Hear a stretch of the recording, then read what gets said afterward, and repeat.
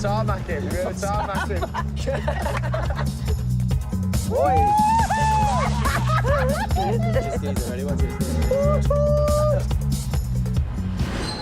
Listen, tonight, I need you and him to go over to the dock and do me a big one. There's a lot more money in it than this.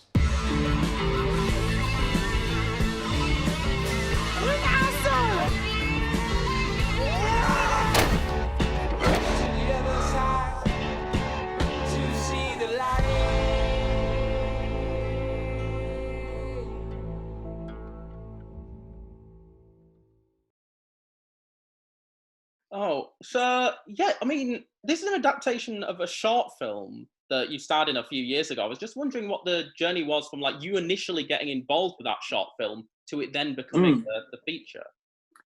I mean, yeah, it was. The thing is with short films is they have to be something that you feel passionate about. They have to be something that you can feel confident that you're going to be happy with at the end, and you need to be confident in the writing, you need to be confident in the director.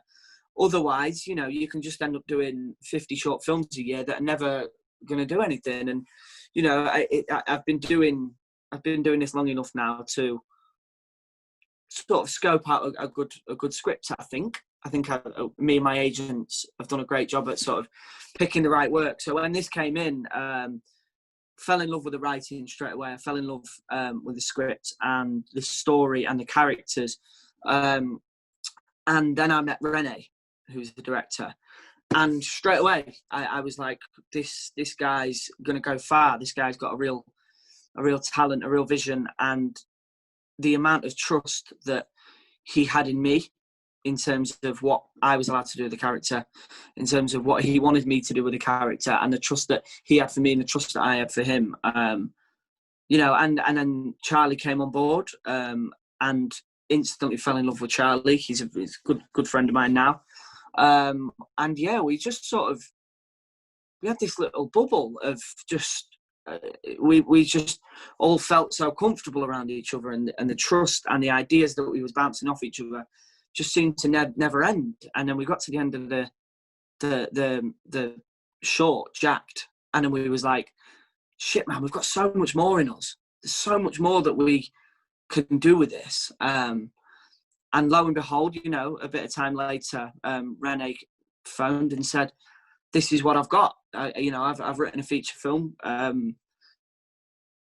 love you to have a read and tell me your thoughts on it." And me, Charley, and Rene met up in London. And again, we sat and we told each other what we loved. We told each other what we didn't agree with. And we just sort of, you know, we got this script together and just sort of really made it into this amazing story that, you know, that finally people are going to be able to see. It's been a long time coming. But yeah, I mean, it's just, I can't wait for everyone to see what we've done, because we worked, and Charley in particular worked ridiculously hard. I know he had a lot. His schedule was crazy, and again with Rene and the producers and everyone who was involved. So yeah, there's a lot of blood, sweat, and tears that have gone into making it. So I just hope people like it. Yeah, no, and it's definitely paid off, because I really like the film. Thank you. Yeah, no, I mean, and it's also semi-autobiographical, right, for Rene. I was just wondering, yeah, what the conversations like between you and him were like in terms of him sort of explaining that away to you.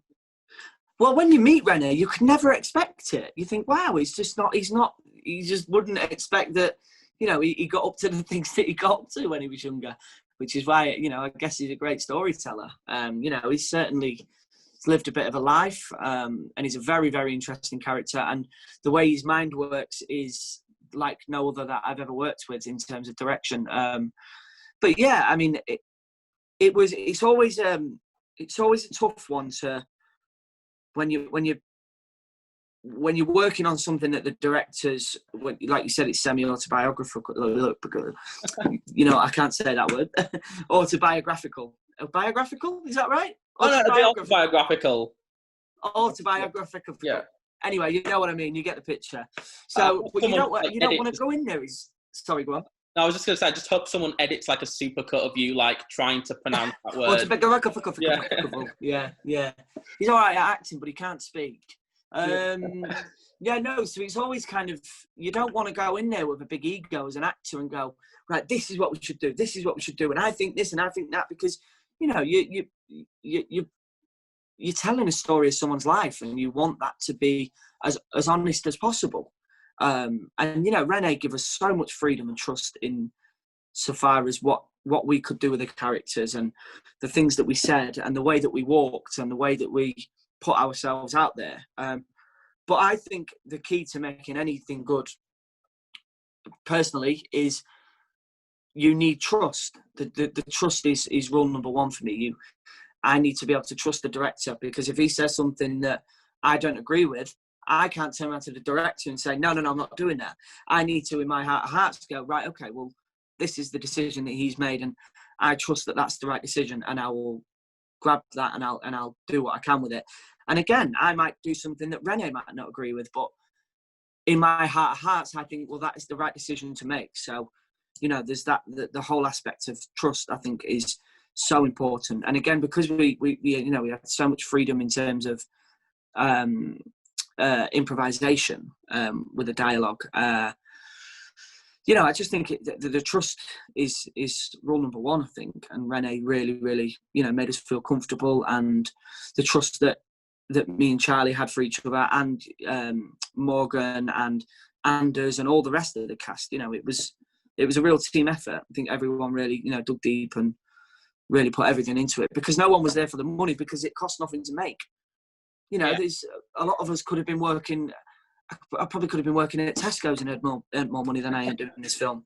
But the reason I was there is because I loved it and I trusted it and I wanted to get it made. And everyone was there for that reason. Everyone loved Renee, everyone loved the script, and everyone really, really wanted to get this made. And I think you can really tell when people are there for the right reasons. No, definitely. And plus, like, the shoot was only 17 days, so that must be like another challenge on top of everything else in terms of just trying to get a handle on this character and give this performance in just such a set amount of time.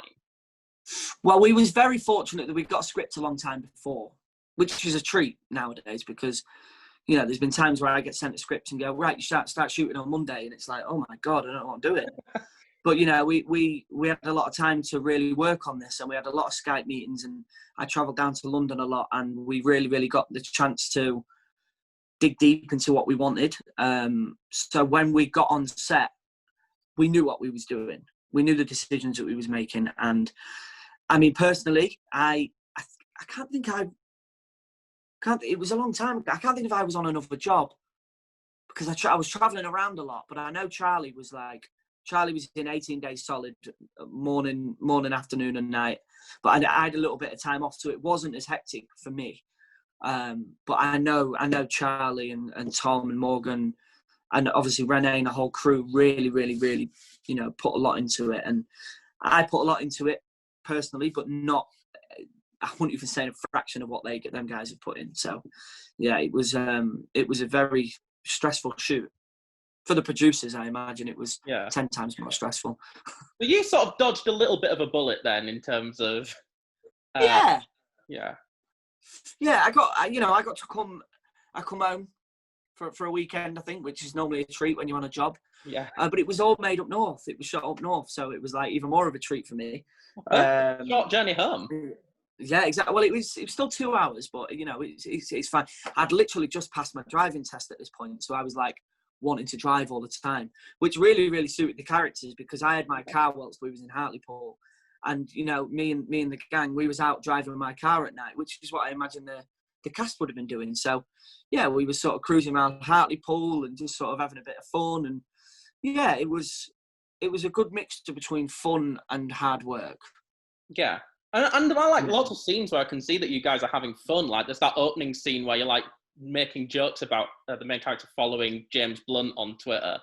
And that all come through like improvisation, because like it seems... Well, that originally was in the short, that joke. That originally was in the short version, Jacked. And it was such a great line. It's what was it? Was it you said I love James Blunt, but the B's next to the C on the keyboard, which meant James, you know what. But it was a great line that René had written very cleverly. And I remember reading the script for Looted when it first got sent, and that line was in it. And I was like, yeah, that's a great line, that, yeah. But I mean, there was a lot of room for improvisation. Sorry? I'm just saying, that's a reason to sign on, that line alone. Yeah. This and James Blunt. Although I'm not going to pick James Blunt out because he's very, very good at putting people on their ass, isn't he? He's very good. He's very quick and witty on Twitter. Yeah. He's very, very quick and witty. But no, one of the reasons I bring that scene up is because, like, you do have this skill for, like, comedic acting, even though a lot of the things that you're most known for are, like, these really gritty dramas. And I was just wondering if you do sort of tend to gravitate towards more comedic roles when you're, like, looking through scripts. It's very. I think when you do sort of more comedic roles, when you're trying to be, you've got to be funny on camera. So then to try and have fun off camera as well, it's like, is that too much fun? I'm having too much fun here. So when you're doing a drama and you've got to be really serious and crying and, you know, and going really, really deep into your characters, when they say cut and you can have a bit of fun, it's like it's a good balance. But yeah, I mean, I love enjoying what I do, whether it be going really, really deep into a character and taking myself to these emotional stages. But what I can't do is it's very difficult to switch the emotions off because of my method of taking myself to these emotional places. You know, I think about the things that's gone on in my personal life, and I put myself in this emotional state that when they say cut, I can't just switch that off. That's not healthy. You know, you need to really have a bit of time to yourself, and music's a great help for that. I think, you know, I think music really helps me when I'm on set, but I think it's important to find that balance between taking yourself to these emotional places, but also having a bit of fun, respecting other actors who are taking themselves to these emotional places. And yeah, I think I think it's definitely important to have a healthy balance between, you know, your emotions and also your and the fun that you need to have. Because if you don't have fun at work, then, you know, it's maybe time to change your job. Because I think if you're not enjoying your job, then you need to, you know, only you're in control of that. So yeah, but I think again, it's just important to have a healthy balance, I feel, personally. Yeah, and that just sounds like a crash course for any actor like yourself who's been in so many Shane Meadows projects as well. Yeah. Oh my God. Yeah. Yeah. It's hard to switch off when you've done a day on set with Shane Meadows, I tell you. God. And just like, you know, speaking of Shane Meadows, I mean, he's been talking for years about This Is England 2000, how he's not going to film it till like 2024, but he's got this idea for a script. He must have like given you lots of ideas about what that's about, Charley? No, to be honest, he's not really said anything about it. You know, he's, again, like he said to people in the press and, you know, to people in his life, he feels like he can't leave it. You know, it's This Is England's his baby. It's what he's created, and you know, it's all based on his life and the fun that we have, and you know, the times that we all spend together are so precious.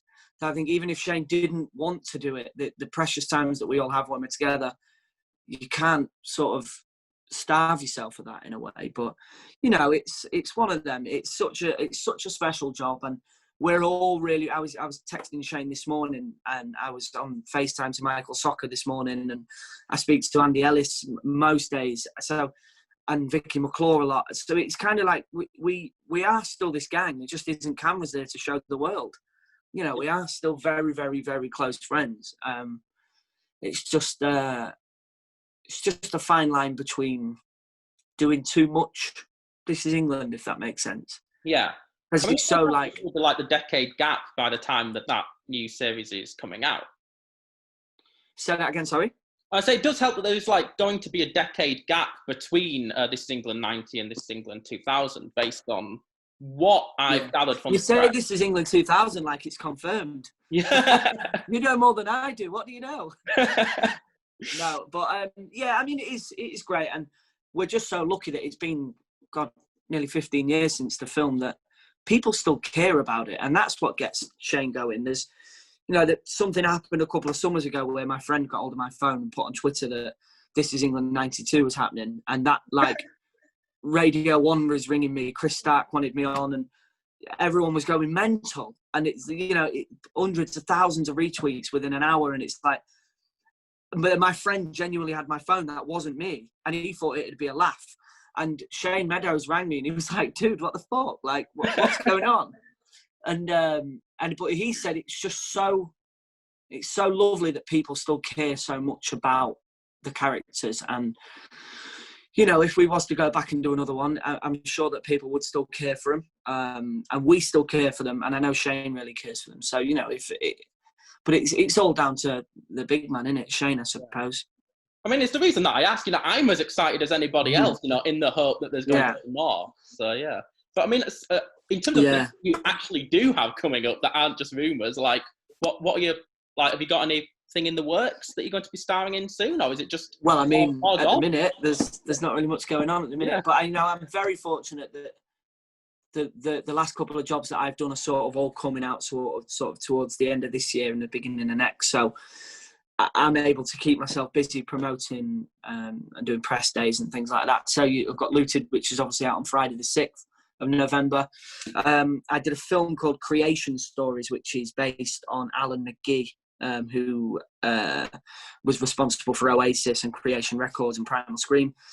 So that should be out hopefully the end of this year and beginning of next. And I did a Sky One series called Intergalactic, which is a sci-fi. So we spent 8 months in outer space last year. So we was all, you know, green screen and flying around and loads of guns and so that was a good experience. So hopefully that's starting in January. And in terms of starting something new, just at the moment, I can't see. I just don't know. I just don't know what's going on.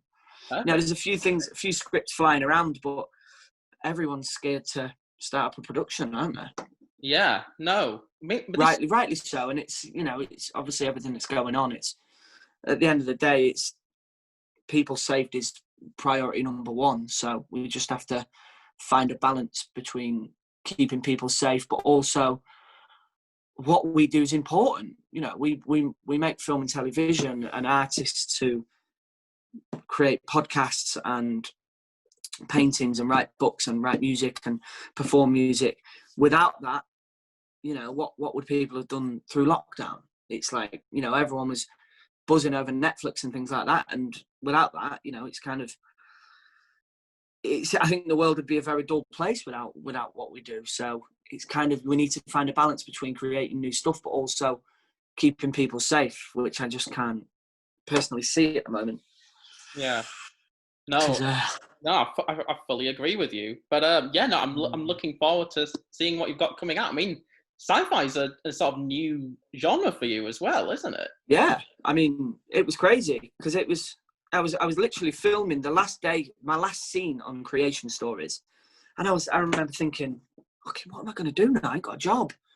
And then my agent phoned me saying, Intergalactic want to start filming in September, and I was like, wow, just before one job's finishing the last scene, I know, and I'm now going on to my next one. So, yeah, I mean, we got to do some amazing stuff. We was shooting it out in Spain, and the sets are just incredible, like nothing I've ever seen. And, you know, it was a cool job. It was very, very cool. So, you know, that's out in January. So hopefully that'll keep people entertained in the cold winter.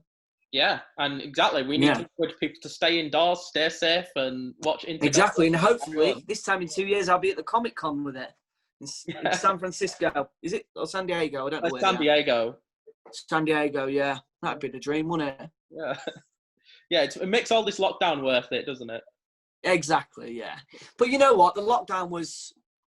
I just, in a very selfish way, I found the positives in this situation that life threw at us, and spent time with my wife that I can't necessarily do as much as I'd like to. And yeah, we got a lot done around the house, and we just did the things that we've been promising ourselves that we'll do for the last 5 years and not got around to doing. So yeah, we just like you finally put those shelves up, things like that, sorting the garden out, painting the shed, and yeah, it was just I think it was a breather that the world needed. But I think, you know, we want to go back now, but yeah.